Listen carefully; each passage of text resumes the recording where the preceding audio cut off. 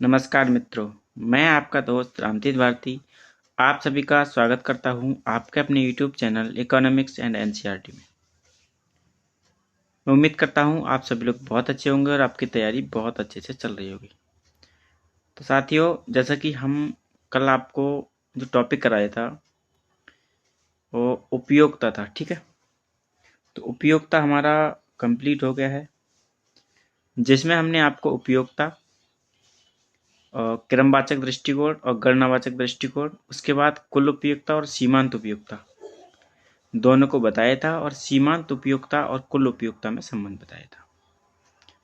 आज का जो हमारा टॉपिक है, जिसको हम बोलते हैं तटस्थ वक्र या इंडिफरेंस कर्व, या इसको हम शॉर्टकट में आईसी वक्र बोलते हैं, ठीक है।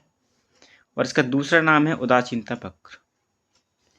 तो साथियों, जैसा कि हमने कल आपको टॉपिक कराया था क्रमवाचक दृष्टिकोण, तो क्रमवाचक जो दृष्टिकोण है वो मार्शल का जो दृष्टिकोण था गणनावाचक दृष्टिकोण, गणनावाचक दृष्टिकोण।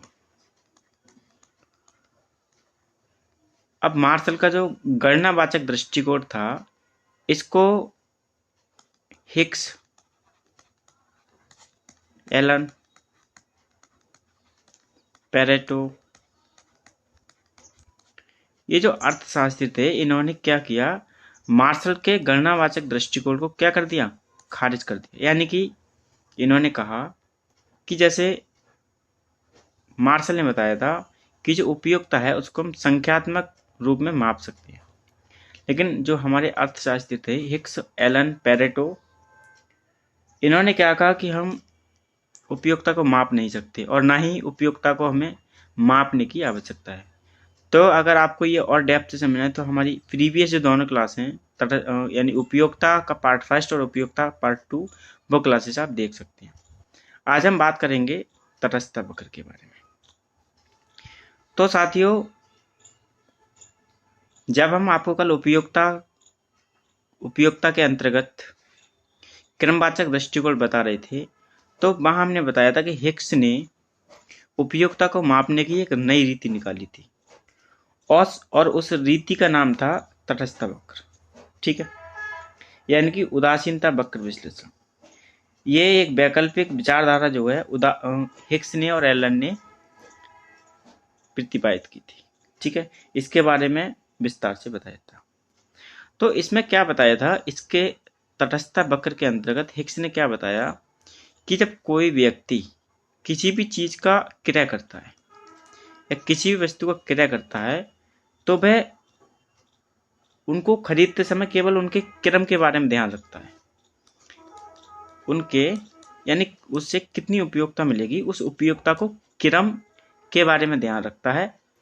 वह ये नहीं सोचता कि इससे इतनी उपयोगिता मिलेगी या मान लो जैसे कि मार्शल ने बताया था कि 1, 2, 3, 4, मतलब इस तरह की संख्या रूपी जो है उपयोगिता को नहीं मापता, बल्कि ये क्या करता है, क्रम को ध्यान में रखता है। जैसे कि मान लो सेब है, ठीक है, और हमारे पास संतरा है, तो सिर्फ ये बात ध्यान रखेगा उपभोक्ता यहाँ कि सेब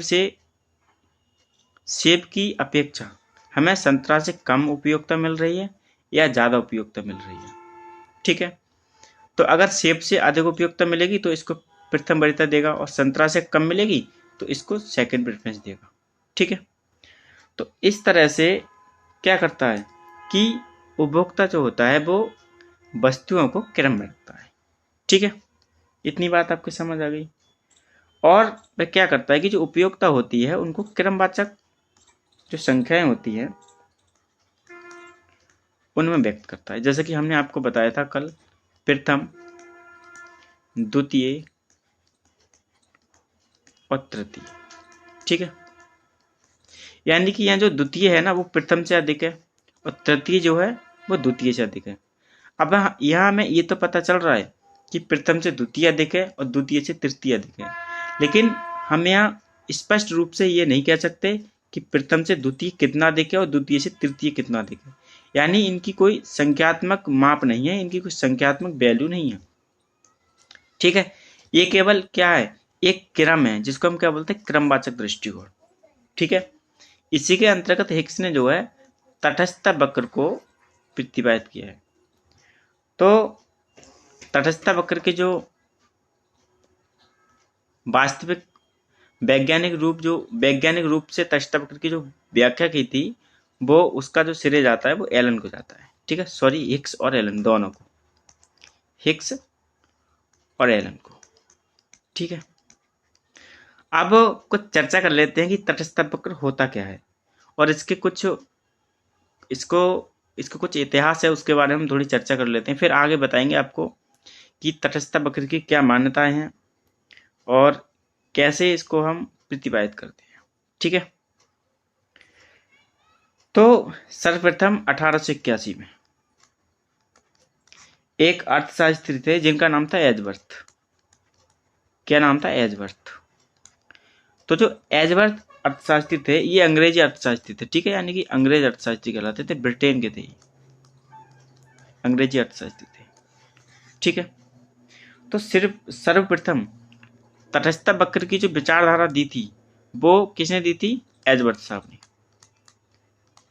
तटस्थता वक्र की विचारधारा जो दी थी वो किसने दी थी, सर्वप्रथम किसने दी थी, सर्वप्रथम 1881 में एक अंग्रेजी अर्थशास्त्री थे एजवर्थ। इन्होंने जो है सर्वप्रथम तटस्थता वक्र यानी कि इंडिफरेंस कर्व की जो विचारधारा को दिया था।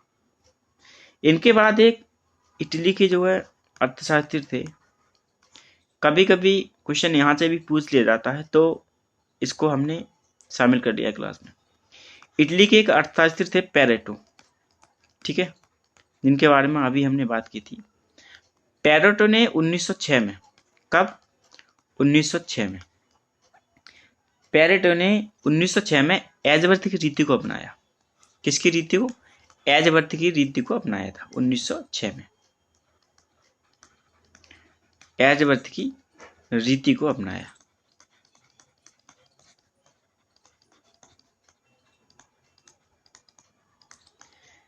ठीक है, इसके आधार पर एक और अर्थशास्त्री थे जिन्होंने जो है, और एक चीज यहां और बता दूं मैं, सर्वप्रथम पेरेटो ने ही कहा था, सर्वप्रथम, ये बात आप नोट कर लें, सर्वप्रथम पेरेटो ने बताया था कि उपयोगिता एक मानसिक तत्व है, एक मानसिक तत्व। ठीक है, कभी कभी क्वेश्चन पूछ लिया जाता है कि सर्वप्रथम उपयोगिता को मानसिक तत्व किसने बताया था, तो इसका आंसर मिलेगा आपको पेरेटो।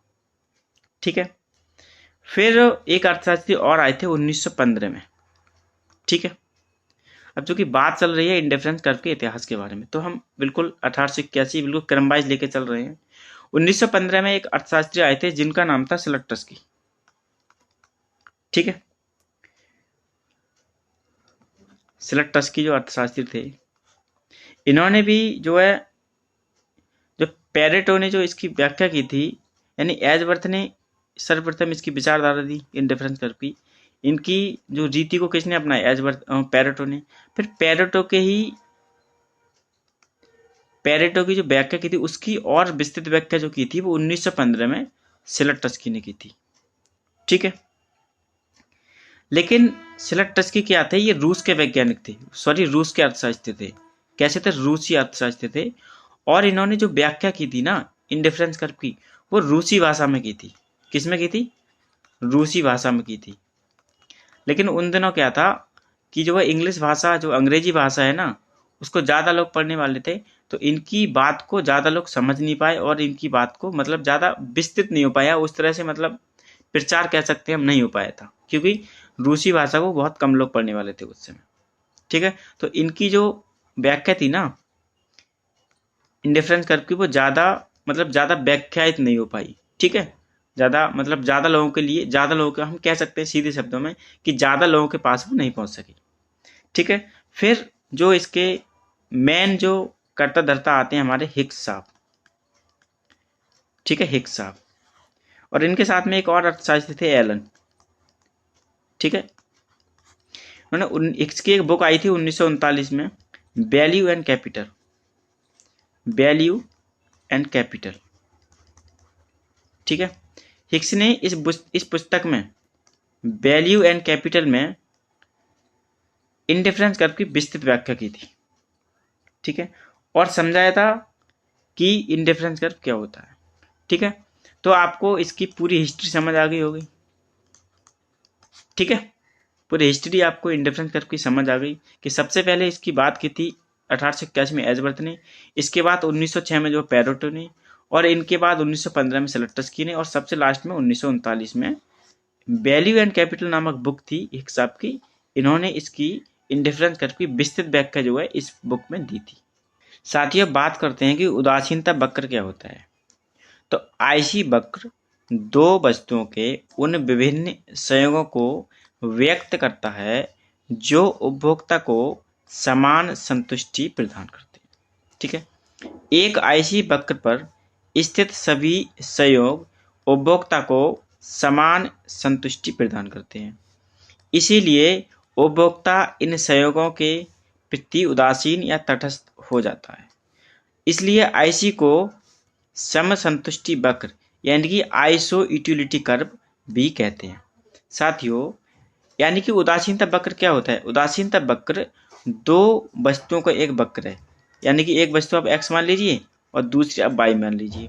इन दो वस्तुओं का वक्र है और ये दोनों ही वस्तु क्या है? ये दोनों ही वस्तु उपभोक्ता को समान संतुष्टि प्रदान करती हैं। इसीलिए इन दोनों के चुनाव के समय उपभोक्ता इन दोनों वस्तुओं को चुनते समय क्या हो जाता है? तटस्थ हो जाता है कि वह कौन सी वस्तु को उपभोग करे और कौन सी वस्तु को छोड़ दे, ठीक है। अब उदासीनता वक्र को हम एक तालिका के द्वारा समझते हैं कि उदासीनता वक्र कैसे काम करता है, ठीक है। साथियों, यहाँ एक तालिका दी गई है, यहाँ पर ये सहयोग है हमारा ए बी सी डी और ई, ठीक है। यहाँ एक्स वस्तु है, यहाँ वाई वस्तु है और ये हमारा एम आर एस है, ठीक है। एम आर एस बराबर होता है del y upon del x, यानी कि वाई में कितना चेंज आया और एक्स में कितना चेंज आया, और इसकी जो फुल फॉर्म होती है मार्जिनल रेट ऑफ सब्स्टिट्यूशन, यानी कि सीमांत की प्रतिस्थापन दर। अब देखिए, कोई एक उपभोक्ता है, यहाँ जब आप पहले संयोग को देखेंगे तो एक्स वस्तु की जो उपभोक्ता है वो कितनी इकाइयाँ यूज कर रहा है या कितनी इकाइयों का उपभोग कर रहा है? बस सिर्फ एक इकाई का। लेकिन यहाँ वाई वस्तु कितना उपभोग कर रहा है? वाई वस्तु का 12 वस्तु, ठीक है, 12 वस्तु को उपभोग कर रहा है। अब इस तरह से ये संयोग बी है, इस तरह से संयोग सी है, और इस तरह से संयोग डी है, और इस तरह से सहयोग ये। यहाँ पर आपको एक बात याद रखनी है, यानी कि ये एक्स और वाई वस्तु का ये जो सहयोग है, यहाँ जितने भी सहयोग हैं इन सब संयोगों से उपभोक्ता को क्या मिला है? यहाँ सब संयोगों से उपभोक्ता को समान संतुष्टि मिल रही है, ठीक है। अब यहाँ पर हम एम आर एस की वैल्यू कैसे निकालते हैं? अब देखो, यहाँ पर del y upon del x ये फॉर्मूला दिया गया, तो del y upon del x का मतलब है कि यहाँ डेल वाई में कितना चेंज आया? चेंज ऑफ वाई, यानी कि इसकी मात्रा में कितना अंतर आ गया? तो देखो, यहाँ 12 और 8 में कितना अंतर है? 4 अंतर है, ठीक है। तो हमने यहाँ 4 लिख लिया। यहाँ पर 1 और 2 में कितना अंतर है? 1 है, तो 1 से हमने इसको डिवाइड कर दिया, तो ये कितना आ गया? 4:1 आ गया, यानी कि 4/1 आ गया। और जब इसे आप सॉल्व करेंगे तो इसका आंसर कितना आएगा? 4 आएगा, क्योंकि 4 को आप 1 से भाग देंगे तो वही चीज हमें प्राप्त होगी। इस तरह से यहाँ पर इन दोनों में कितना डिफरेंस है? इन दोनों में 3 डिफरेंस है हमारा, ठीक है। और इन दोनों में कितना डिफरेंस है? 1 डिफरेंस है। तो ये 3:1 आ गया, और 3/1 को जब हम हल करेंगे तो इसका मान कितना आएगा? 3 आएगा। और इस तरह से हमारे अगले सहयोग भी इस तरह से निकल जाते हैं। तो ये हमारा क्या आ रहा है? सीमांत की प्रतिस्थापन दर हमें यहाँ प्राप्त हो रही है, ठीक है साथियों।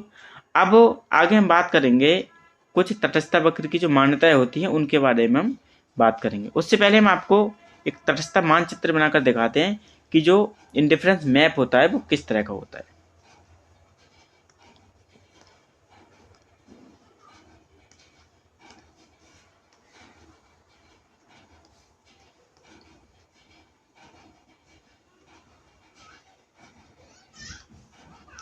देखो, एक जो इंडिफरेंस मैप होता है उसमें जो कई सारे तटस्थ वक्र होते हैं, ठीक है।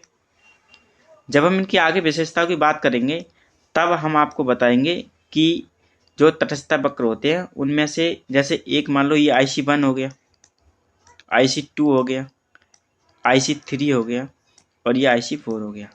अब यहाँ एक चीज कि जो ये हमारा y अक्ष है, ठीक है, ये हमारा x अक्ष है और ये हमारा o है। अब इसकी विशेषताओं के बारे में हम बात करने से पहले इसकी कुछ मान्यताएं होती हैं, उनके बारे में बात करते हैं।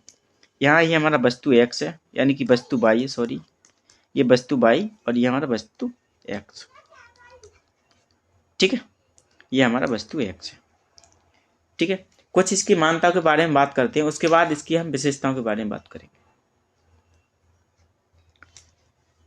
IC की विशेषता, सॉरी, मान्यता है,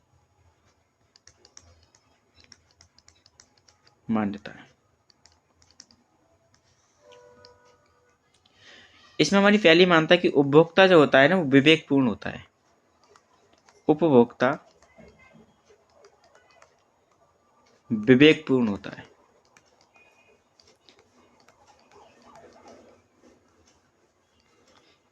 यानी कि वे बुद्धिजीवी होता है, ठीक है। इसका क्या मतलब है? इसका मतलब है कि इसकी पहली मान्यता ये है कि उपभोक्ता जो है ना वो विवेकपूर्ण व्यवहार करता है।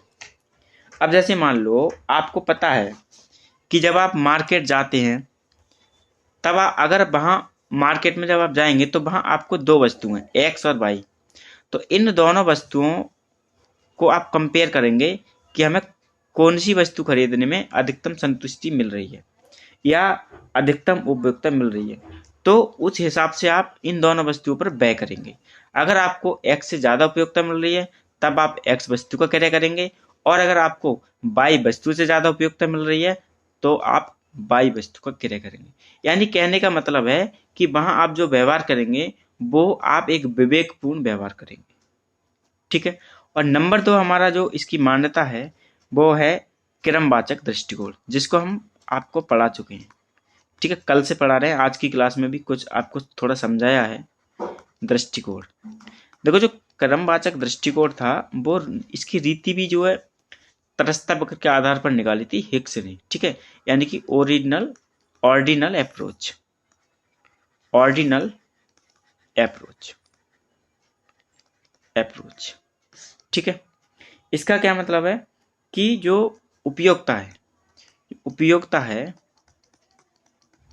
वो कैसा तथ्य है? उपयोगिता एक मानसिक तथ्य है, ठीक है, उपयोगिता एक मानसिक तथ्य है, ठीक है।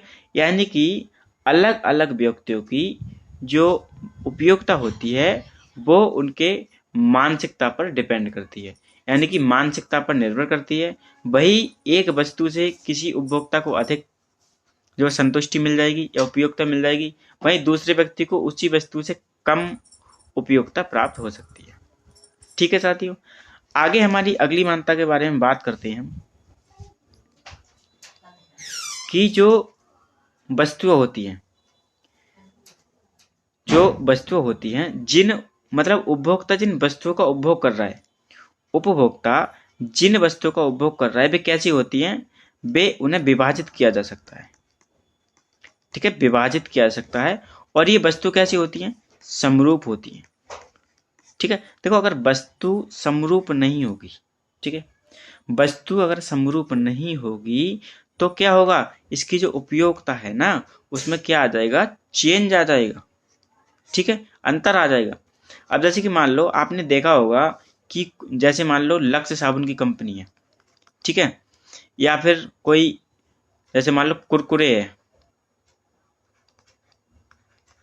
कुरकुरे की कंपनी है, या फिर कोई सोप और कुछ भी XYZ, आप कोई बिस्किट की कंपनी मान लीजिए, ठीक है। बिस्किट की, आपने देखा होगा कि ये समय समय पर क्या करते हैं, ये रेपर चेंज करते हैं। क्या करते हैं, ये रैपर को चेंज करते हैं, यानी उसकी जो पैकेट की जो पैकेजिंग है ना उसको चेंज करते हैं। तो आपने कभी सोचा है कि ऐसा क्यों करते हैं? क्योंकि अगर वस्तुएं समरूप रहेंगी ना तो उनकी उपयोगिता में क्या होगी, एक समय पर जाकर कमी आने लगेगी।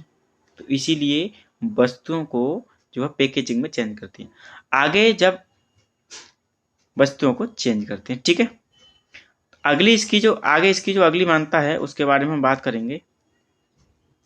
नंबर 4, घटती सीमांत प्रतिस्थापन दर। प्रतिस्थापन दर, अभी जब हमने आपको तालिका पढ़ाई थी तो तालिका में आपने क्या देखा कि जो वस्तु की सीमांत की प्रतिस्थापन दर है ये हर अगले उपभोग पर क्या हो रही है, हर अगले संयोग पर क्या हो रही है, घटती जा रही है। ठीक है, तो ये कुछ मान्यताएं थी इंडिफरेंस कर्व की जिसके बारे में हमने आपको बता दिया। आगे इसकी कुछ विशेषताएं होती हैं और आईसी की जो विशेषताएं होती हैं, इंडिफरेंस कर्व की जो विशेषताएं होती है यहाँ से क्वेश्चन डायरेक्टली पूछ लिया जाता है। तो इन बातों को आप आगे जो हम मान्यताएं इसकी बता रहे हैं, सॉरी विशेषताएं जो बता रहे हैं, इनको आपको बहुत ध्यान से देखना है। तो हम बात करेंगे इसकी पहली मान्यता के बारे में। ठीक है, पहली मान्यता के बारे में देखो, जब हमने एक कर्व और बना लेते हैं, ठीक है, एक वक्र और बना लेते हैं कि आपने यहाँ क्या ध्यान दिया, तो आईसी वक्र इस तरह से होता है। ठीक है, तो देखो ये हमारा क्या है, वाई अक्ष है, ये हमारा क्या है, एक्स अक्ष है, ये वस्तु एक्स है यहाँ पर। ठीक है, ये वस्तु एक्स है और ये हमारा वस्तु वाई है, ये हमारा ओ है। आप यहाँ देखेंगे इसकी ये सबसे बड़ी विशेषता है कि देखो ये हमारा क्या लेफ्ट है। ठीक है, ये क्या हमारा लेफ्ट है और ये क्या हमारा राइट है, राइट है। तो जो इसका जो ढलान होता है ना, क्या इसका जो स्लोप होता है, स्लोप आईसी का स्लोप कैसा होता है, left to right, left to right इसका जो है ढलान होता है, यानी इसका स्लोप कैसा होता है, लेफ्ट टू राइट। देखो लेफ्ट से नीचे की तरफ आ रही है, इसका जो वक्र है किधर आ रहा है, लेफ्ट से राइट को आ रहा है। तो इसकी एक विशेषता तो ये होती है कि तटस्थ वक्र बाएं से दाएं नीचे को गिरता है, यानी लिख लो यहाँ तटस्थता वक्र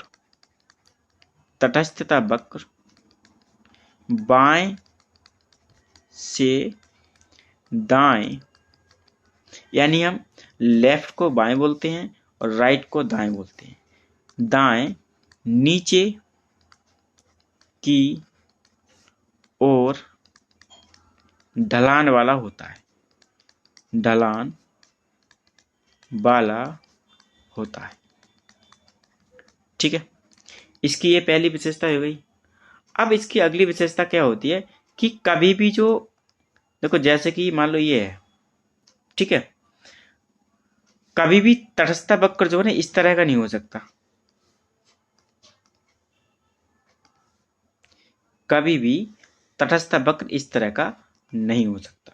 तो कभी कभी क्या होता है कि आपको चित्र के माध्यम से क्वेश्चन पूछ लेता है, जैसे मान लो 4 दे देगा वो, ठीक है, इस तरह से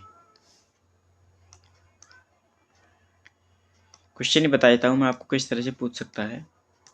जैसे मान लो 1 2 3 और ये हमारा 4, इस 4 वाले को नीचे बना लेते हैं। ठीक है, इस तरह से 4 कर्व दिए होंगे। मान लो कि एक आपको दे देगा इस तरह से और मान लो एक दे देगा इस तरह से, ठीक है, और एक दे दिया मान लो वर्टिकल दे दिया, कुछ भी दे दिया, और एक हमारा जो एक्चुअल जो बनता है ना वो दे दिया। तो इसमें से आपको कौन सा वाला टिक करना है, ये वाला टिक करना है। इस तरह से कभी भी हमारा आईसी वक्र जो है नहीं बनता है। ठीक है, तो आपको ये बात ध्यान देनी है कि जो है तटस्थ वक्र कभी भी जो है इस तरह से नहीं बनता है। ठीक है, आगे हम इसकी जो तीसरी विशेषता होती है कि तटस्थ वक्र कभी भी लंबवत भी नहीं हो सकता। ठीक है, यानी आईसी जो है वो कभी भी लंबवत नहीं हो सकता। लंबवत कैसा बनता है, देखो लंबवत ऐसा बनता है, बता के देखो, लंबवत कुछ इस तरह से बनेगा। ठीक है, ये हमारा लंबवत हो गया। तो इस तरह से हमारा लंबवत वक्र नहीं बनता है। देखो लंबवत वक्र क्यों नहीं बन सकता है, ठीक है, लंबवत वक्र क्यों नहीं बन सकता है, ये हमारा बाई हो गया, बाई एक्स और ओ। देखो लंबवत वक्र नहीं बनने का क्या कारण है, लंबवत बनने का यहाँ कारण कि देखो मान लो ये एक लंबवत ऐसी वक्र है, ठीक, हमने बना लिया। अब मान लो इसकी एक लाइन यहाँ पर है, ये यहाँ पर है, ठीक है, ये हमारी बाई वस्तु है और ये हमारी एक्स वस्तु है।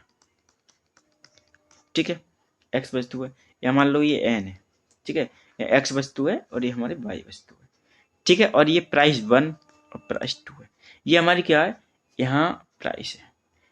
अब देखो जो आईसी वक्र है वो इस तरह का क्यों नहीं हो सकता है, क्योंकि देखो यहाँ पर क्या है, एक्स की जो मात्रा है ना वो हमारी स्थिर है।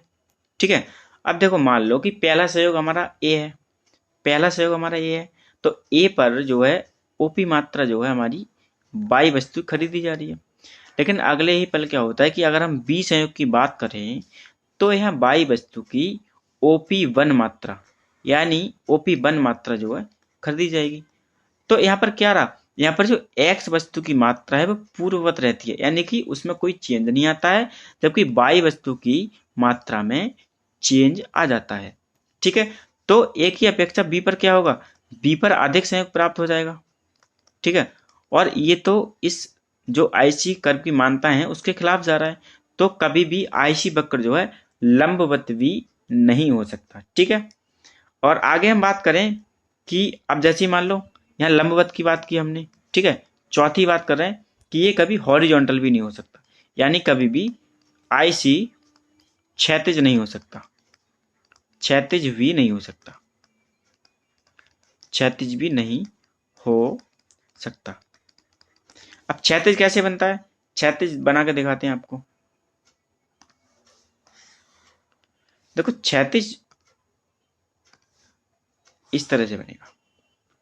ठीक है, अब यहां पर क्या है, यहां पर जो हमारी बाई वस्तु की जो, ये हमारा एक्स हो गया, ये हमारा बाई हो गया। ठीक है, अब यहां पर क्या है, यहां हमारी जो बाई वस्तु की, मान लो ये कोई ये ए संयोग है, ये हमारा ए संयोग है और ये हमारा बी संयोग है।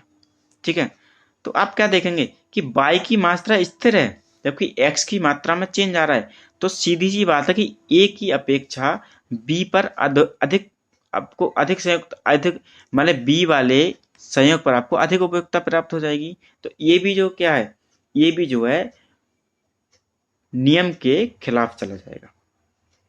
ठीक है, ये आपने पढ़ लिया।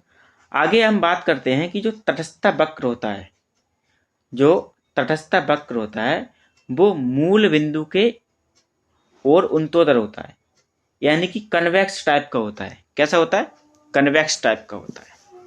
अब कन्वेक्स मतलब जैसे कि हमने आपको बना के दिखाया था इंडिफरेंस कर्व, तो जब ये इस तरह से जाता है तो ये मूल बिंदु को कैसे हो गया, ये मूल बिंदु के उन्तोदर हो गया। ठीक है, यानी कन्वेक्स हो गया। ठीक है, और अगली इसकी जो मानता है, इसकी अगली मानता की बात करते हैं हम कि कभी भी दो इंडिफरेंस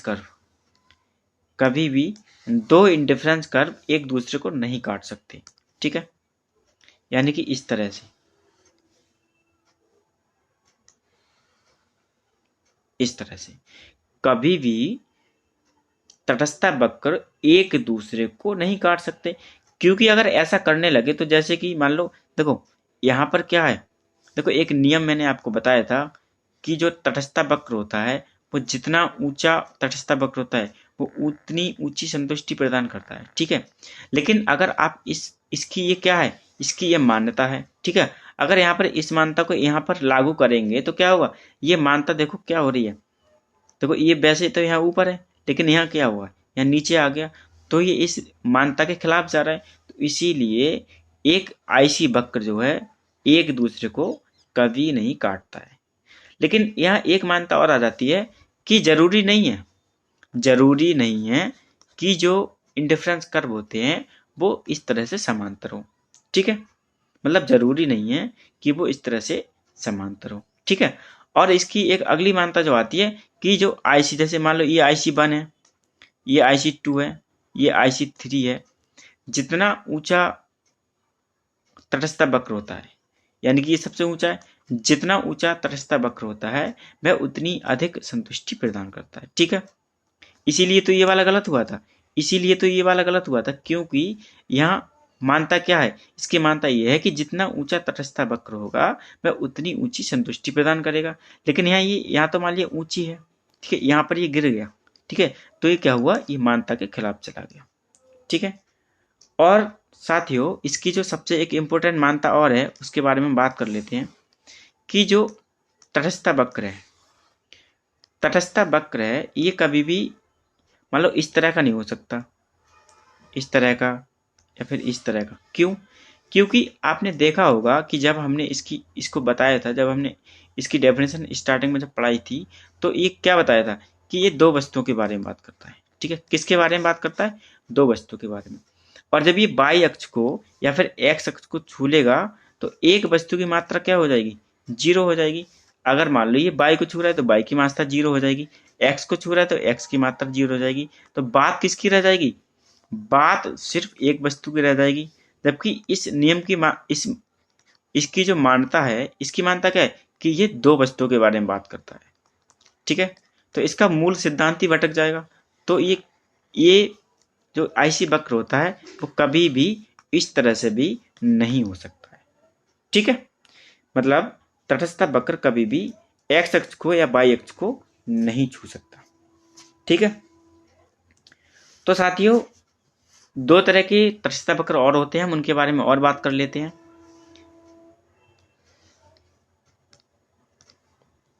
एक तो हमारा होता है समकोणीय। अब देखो समकोणीय किस तरह का होता है, सॉरी पहले हम सीधी रेखा के बारे में बात करेंगे। ठीक है, समकोणीय के बारे में बाद में बात करेंगे, या पहले समकोणीय के बारे में बात कर लेते हैं। देखो समकोणीय का मतलब क्या होता है कि इस तरह का होगा, आईसी वक्र है, ये IC1 है हमारा, ये IC2 है, यानी कि ये कैसे हैं, ये समकोणीय हैं। तो अगर समकोणीय जो आईसी वक्र होते हैं, यानी आईसी अगर समकोणीय हैं तो ये किस स्थिति में होते हैं। ठीक है, अगर आईसी वक्र समकोण है तो ये किस स्थिति में होता है। तो अगर वस्तुएं कैसी हैं, पूर्ण पूरक हैं। कैसी हैं, पूर्ण पूरक वस्तुएं हैं। ठीक है, पूर्ण पूरक वस्तुओं के लिए जो तटस्थ वक्र होता है वो एल आकार का होता है, यानी कि समकोणीय होता है। ठीक है, अब जैसे मान लो कि आपके पास क्या है, आपके पास जो है एक ऐसी वस्तु है जिसका उपयोग आप अकेले नहीं कर सकते। ठीक है, जैसे मान लो मक्खन और ब्रेड, इन वस्तुओं का है, इन वस्तुओं का उपयोग क्या होता है, एक साथ होता है। ठीक है, या फिर कार और पेट्रोल, इन वस्तुओं का भी जो उपयोग होता है वो कैसा होता है, यानी एक दूसरे की पूर्ण पूरक वस्तु हैं। अगर एक इनमें से आप किसी को भी सिंगल यूज नहीं कर सकते। या फिर आप जूते की बात कर लें, जूते की, जैसे दाएं पैर का जूता और बाएं पैर का जूता, क्या आपने एक एक करके यूज कर सकते हैं, नहीं कर सकते। तो ये कैसी वस्तु है, पूर्ण पूरक वस्तु हैं। और पूर्ण पूरक वस्तुओं के लिए आईसी वक्र जो होता है वो एल आकार का या समकोण आकार का होता है। ठीक है, अब हम बात करेंगे स्थानापन्न वस्तुओं के बारे में। अब देखो जैसे कि मान लो कोई एक वक्र है,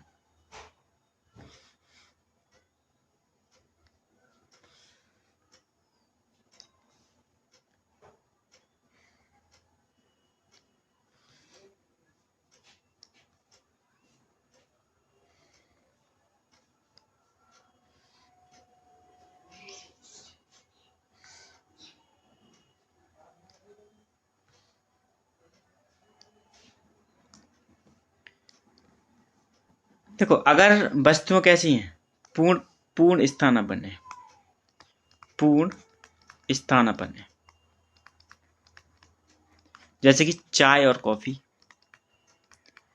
चाय और कॉफी, पेप्सी और कोला,